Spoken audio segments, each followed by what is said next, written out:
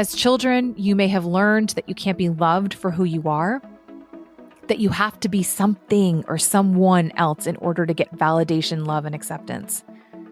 And this dynamic may have been present in your childhood home. Welcome to Awaken Her, the podcast where women find their strength and transform their pain into power. I'm Carissa Stepp, your guide on this journey of healing, growth, and empowerment.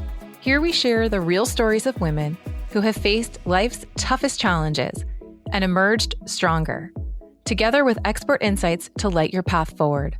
Whether you're seeking to heal, grow, or empower your life after heartache, Awaken Her is here to show you that not only is change possible, but you are capable of achieving more than you ever imagined.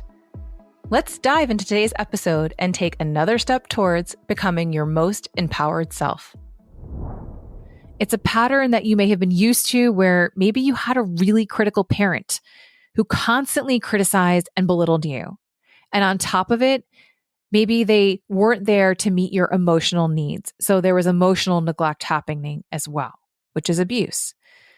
And that rejection and emotional abuse is familiar, right? You may have learned that the only way to overcome that rejection and abuse was by being the good child, the good girl, by behaving in a way that met your parents' approval and validation, where you felt loved when you were recognized for that good behavior, right? Where essentially that recognition was misconstrued as love. So the narcissistic relationship and the dynamics in it is really just your version of what love is. So it feels familiar. It feels comfortable. It feels safe because what we perceive as comfortable, we also equate to safety. And so we're constantly trying to get back to feeling safe, especially in a world full of uncertainty. And now some of this also goes into attachment style, but we're not going to dive into that today because I don't want to go into too much. So maybe we'll cover that in another episode. But in addition to that addiction to the chemicals, the addiction to the pain-pleasure cycle, that feeling of familiarity, the narcissist feels familiar to us. So we might feel automatically when we meet them that they are a safe person, that the dynamics of the relationship might feel safe. It might feel unlike some healthy relationships maybe that you had in the past, or you might notice that you have attracted this type of person into your life over and over and over again, because again, these patterns are familiar to something that you experienced in childhood. So in a way, it's almost like we become a magnet for them. There's a couple of things that are important to note that I want you to understand. In order for a trauma bond to form, there needs to be a power imbalance. And also, the abuse needs to be somewhat sporadic and intermittent. Because if the abuse was obvious and was ongoing and escalating and happening for a really long period of time, likely you would recognize that it's abusive and you'd probably get out of the relationship. But the reason why this becomes so addictive and the reason why a lot of people don't even realize that they're in these types of relationships is because it is so infrequent and happening irregularly. It can stimulate that desire to just constantly want to get back to what you once had, the good memories, the good times, the person they once were. A part of you might feel like you no longer recognize the person that you're with because they seem so different from who they were in the beginning.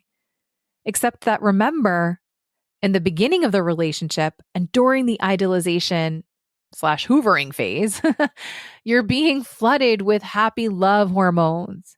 And so you believe or come to expect to get that back in time over and over again. You just expect the next high to come. But what happens is over time, those highs become less and less frequent. And the abuse picks up and becomes more frequent and more regular. It is the familiarity that love and abuse or love and rejection go hand in hand, right? That you can't have one without the other. That's the pattern that's familiar and why we'll get into these relationships as adults. There's also a distortion of the truth. The truth is that the narcissist is toxic and abusive. No, I'm just kidding. In all seriousness, the distortion is that this is normal, right? The distortion is that this is the way relationships are. They're chaotic and confusing and require you to give more than you have in order to receive anything back. It's that distortion that you are worthy of the breadcrumbs and not the whole cake. So if you're wondering why you keep attracting these narcissists, it's not because there's anything wrong with you. It's just that they give you love in a way that is familiar to the way you received love as a child. Just imagine this, for example.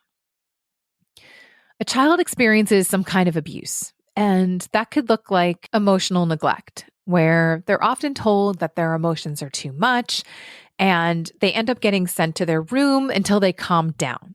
So the child is feeling really alone in their experience of their big emotions.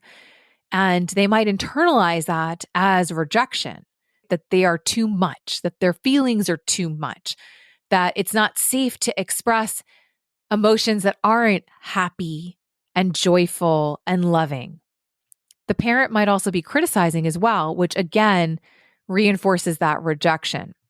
But they also have these wonderful moments where the parent might be very affectionate and might be full of praise and attention and recognition for their good behavior, their good marks, or their academic achievements or athletic achievements, whatever it might be. That the child's experience of love in this scenario is that love plus abuse plus rejection is normal. The child will learn how to shut down those feelings because they're not safe to express or to feel. And the less that the child expresses or feels their emotions, the more that the parent can be happy, quote unquote. The more there can be peace in the family home if the child is not acting out their emotions. So the child will begin to somewhat internalize and blame themselves when bad things happen. So there might still be moments where the parent is criticizing or belittling them, and the child who has been trying so hard to be perfect and to be the amazing athlete or whatever it is that the parent wants them to be, the straight A student. And yet the child is still getting criticized and rejected for it because it's still not enough, right? That's how the child forms that belief of they're not enough. No matter what they do, they're not enough. Because there's always some sort of criticism that the parent has about what the child could be doing better. So the child blames themselves and they internalize that. Oh, I didn't try hard enough. Oh, I'm not perfect enough. Oh, I'm not good enough. I'm not smart enough, pretty enough, thin enough, whatever it might be. They begin to experience that love hurts. That there's no such thing as unconditional love for this child because this child only feels they're loved when they are performing, achieving, or being whatever it is that the parent expects them to be. So they grow up and they reenact that in their adult relationships. The child as an adult needs to find a partner then that's also going to reject and criticize them constantly and abuse them emotionally and psychologically and spiritually. The adult again will shut down their feelings. They'll self-sacrifice their needs and their wants because they've been doing it since they were a child for their parents. The adult will self-blame when things go wrong in the relationship, believing that it's their fault, that they did something wrong, that they could be better, that they need to try harder, that they need to change, they need to fix whatever's wrong. And it's never about what the partner's doing wrong. It's never about how a relationship takes two people who have equal accountability with what they create together. This adult is literally just trying to be good enough in the relationship and live up to the expectations that this narcissistic partner has. Which, if you're in a relationship with a narcissist, you'll know that nothing you ever do is good enough.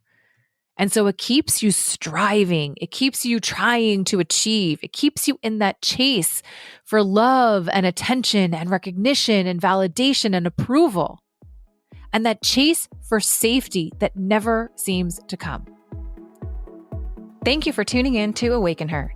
Today's conversation may have ended, but your journey towards healing and empowerment is ongoing. Remember, every challenge you face is an opportunity to grow stronger and more resilient. If our stories today inspired you, consider sharing this episode with someone who needs these empowering messages. I'm Carissa Stepp, cheering you on as you take the steps to heal, grow, and transform your life. Keep believing in yourself, and until next time, stay empowered.